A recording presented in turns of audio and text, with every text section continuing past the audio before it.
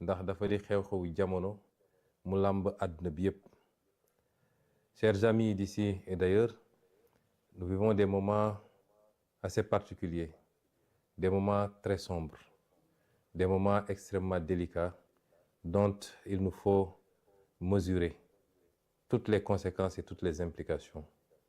Depuis 2 jours, s'est déclenché au Moyen-Orient une guerre, il faut l'appeler telle quelle, déclenchée par les États-Unis d'Amérique et leurs alliés israéliens qui ont choisi de frapper un pays, notamment l'Iran, et qui ont déclenché la riposte de ce pays qui a embrasé toute la région du Golfe. Nous serons très naïfs si nous pensions que ça se limiterait à cela. Nous souhaitons tous que ça n'aille pas plus loin que ça. Mais nous devons être pessimistes, voir les choses de la manière la plus lucide et la plus réaliste possible. Des frappes ont été opérées, une réaction s'est déclenchée, qui peut entraîner d'autres réactions avec d'autres acteurs qui vont entrer dans le conflit et peut-être des ramifications qui dépasseront cette partie du monde.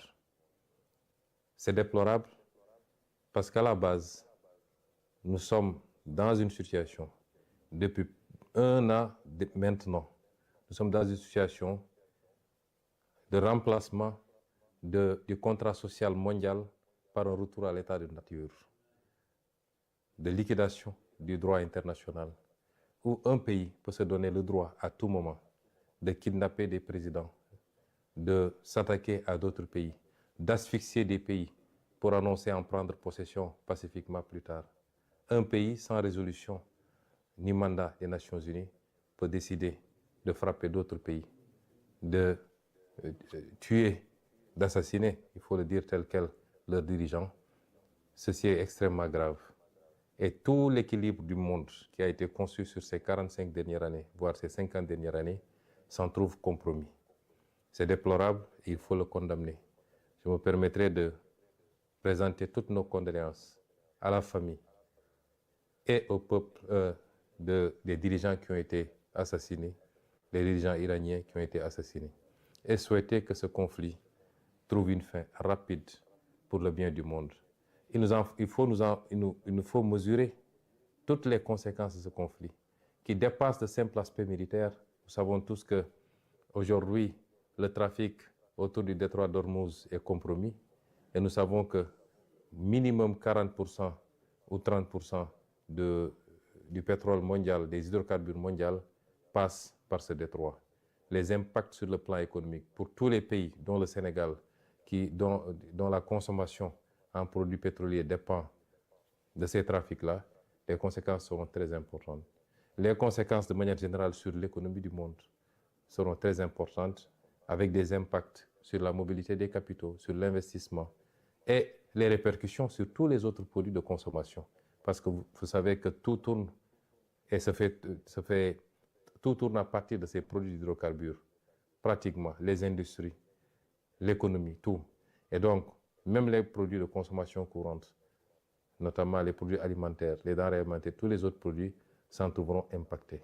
Et tout ça par une décision unilatérale d'un pays tout puissant soit-il, de déclencher une guerre, de frapper d'autres pays, et c'est déplorable. Mais nous devons faire une analyse géopolitique de ces situations. Ce ne sont pas des situations fortuites. Pas plus tard qu'avant-hier à l'Assemblée, je vous ai parlé du piège de Thucydide. Je vous en parle depuis pas mal de temps. Je voudrais que nous soyons tous bien conscients de la situation. Nous avons des puissances émergentes regroupées autour des BRICS, avec la Chine comme un pays moteur, qui aujourd'hui, quoi qu'on dise sur le plan économique, sur le plan technologique, et certainement de plus en plus sur le plan militaire, sont en train non seulement de rattraper tout le retard, mais de prendre le dessus sur le vieux monde occidental, avec en tête de file les États-Unis d'Amérique. Et tout ce que vous voyez, c'est des réactions de ce pôle, et particulièrement des États-Unis, qui ont peur de perdre cette primauté qu'ils ont eu pendant longtemps, cette domination écrasante sur tout le reste du monde. Et si vous voyez bien la carte des interventions, il s'agit de freiner et d'expulser une puissance comme la Chine, de l'Amérique du Sud d'abord, d'où ce qui s'est passé au Venezuela, ce qui se passe actuellement à Cuba, ce qui risque de se passer ailleurs, puisque la Colombie a été menacée également. C'est ce qui se passe actuellement au Moyen-Orient, où il faut couper effectivement toutes les connexions de ces pays avec la Chine, avec la Russie et peut-être avec d'autres pays des BRICS, et leur approvisionnement en produits hydrocarbures. C'est l'Europe ne posant pas de problème fondamental, puisque l'Europe est un satellite du moins des États-Unis dans ce bloc occidental. Tout ce qui se passe est une tentative d'isolement d'une puissance montante et de pouvoir après se consacrer particulièrement à cette puissance, soit dans le cadre d'une guerre commerciale. C'est heureux si ça se limitait à cela. Nous ne souhaiterons pas que ça aille beaucoup plus loin pour des puissances dotées d'arsenal nucléaire et maîtrisant des technologies de plus en plus extrêmement sophistiquées. Nous sommes dans ce contexte géopolitique bien particulier. Quid de l'Afrique? Parce qu'on a parlé de l'Europe, on a parlé de l'Amérique, on a parlé de l'Asie. Et comme d'habitude, il est très difficile de parler de l'Afrique, puisque les Africains n'ont jamais pris la responsabilité pour comprendre les enjeux et comprendre qu'ils n'ont pas d'amis, ils n'ont pas de parents et qu'ils doivent compter sur eux-mêmes par les réformes qu'il faut, par le règlement d'un certain nombre de contentieux ou de conflits inutiles, par la stabilité, mais surtout par le travail, se mettre au travail. Nous sommes le continent qui n'existe pratiquement pas sur la carte géopolitique, mais qui semble être la seule à l'ignorer. Et nous sommes là encore dans des débats secondaires qui n'apportent rien au monde, qui n'apportent rien à l'Afrique, et qui ne rapportent rien à nos pays plus individuellement. Cette Afrique-là, qui n'est jamais sortie sous le joug de la colonisation. Parce que ce qui se joue actuellement, c'est une forme de réitération par certains empires de volonté coloniale. La colonisation, elle n'est pas seulement physique, même si ici on est sur le terrain physique, elle est aussi cette possibilité d'imposer ses vues, ses desiderata à tout le monde et continuer à dominer le monde, à le contrôler et à ne prendre les autres comme des vassaux ou des satellites. Ça, c'est une forme de colonisation. L'Afrique n'est jamais sortie de cette colonisation. Et je m'en veux pour preuve que ce que les d'aucuns appellent la néocolonisation, par les monnaies coloniales, par le pillage des ressources naturelles, mais également par la dette injuste imposée à l'Afrique, les conditions extrêmement délicates d'accès à ces crédits et tout ce que ça fait porter comme poids à l'Afrique. L'Afrique n'est jamais sortie de cela. Et les vrais combats, ils sont là. Et c'est ça notre combat, nous. Malheureusement, quelquefois, moi personnellement, j'ai l'impression d'être assez isolé dans ce combat, y compris ici, dans notre pays au Sénégal, et maintenant qu'on est au pouvoir. Et c'est ces enjeux-là que nous devons comprendre. Que je veux que chaque militant et chaque militante comprennent.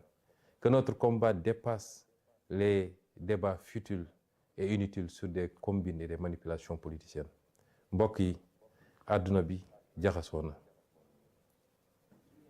ñun rek a ko comprendre gul bu ñuy seetaan di xew ci àdduna bi ci ay commentaires la yem xamuñu ni lépp lu xew foofu impact bi mun a am ci suñuy réew ak suñu développement ak ci ëllëg ndax nit du soppiku.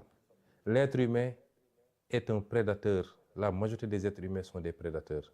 li andi woon ci ay jamono ay nit jaaxle ca fa ñu dëkk seen suuf doyul ñu soxla yaatu ba jël seeni gaal wër fu nekk dem seet yeneen suuf yu ñu coloniser balaa loolu ñu seet yeneen suuf yoo xam ne noot nañ ña fa ne di leen jël di leen jaay en tant que jaam yóbbu leen ci yeneen continent ñu dem liggéey.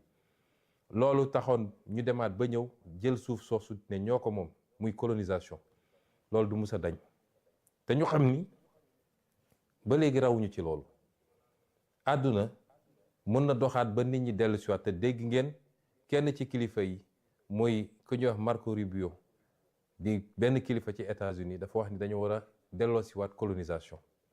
tey ñooñu bu ñu demoon ba jaaxle ndax dañoo am seen mode de vie am benn niveau bu ñu tàmm ci richesse ak yu demee noonu bu ñu demoon ba xam ni loolu mënatuñ koo am te jàpp ni Sénégal am na alal goo xam ne mi ngi fi lan moo leen tere tey ñu ñëw ci seen doole ñëw nangu Sénégal comme tey ni ñuy attaqué ay réew di rey seeni président di jël seeni président yóbbu leen di leen tëj noonu la amee ci ñeneen ak ñeneen ci képp koo xam ne am na doole.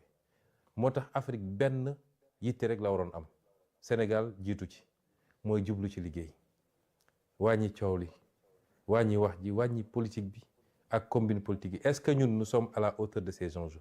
boo xoolee coow lépp ci Sénégal ay waxu coalition diw ay waxu parti diw ay waxu xëcc nañu lii ana liggéey ana concentré wu sur l'essentiel. loolu mooy tey enjeu bi nga xam ni moo war a nekk suñu bopp suñu bos muy lu mooy andi woon rek ci introduction mooy il faut qu'on soit à la hauteur des enjeux. Les enjeux ne sont plus aux combines politiques ou politiciennes. Les enjeux ne sont plus aux réclamations injustifiées. la xam ne réew mi liggéeyagul alal gu mu mën a séddale ba kenn ku nekk la muy laaj ñu mën ko koo jox na ñëpp jublu ci liggéey wàññi wax ji. lu ko may nag la woon fa woon nan ñi defoon ba jiituñu ba xëy noot ñu bu ñu foog ne raw na ñu xëyaat ñëw noot ñu te duñ ci mën dara. bu dee réew yi ñu ëpp doole fuuf booy seet tey li xew diggante Russie ak Ukraine rek keroog damay seetaan benn documentaire ci benn guddi rek Russie yónnee na 850 drone yu mu envoyé Ukraine. ñun Sénégal mënuñoo jënd fukki drone yu mat ak suñu alal. kon nañu xam ni existé wuñu sax ci wàllu koom ak ci wàllu puissance ak ci wàllu doole waaye ñun foog nañ ñun ñooy le centre du monde. kon nañu jublu ci liggéey ndax lu ko mooy rek la woon fa woon. ñu ngi leen di gërëm di leen sant li introduction la woon ñoo ngi delloo kàddu gi nag jox ko mbokk yi kenn ku nekk li nga am ci yitte ci laaj ñu tontu ko lépp ñu def ko ci tey ak ci dal ak ci teggin ndax am na solo. Asalaamualeykum.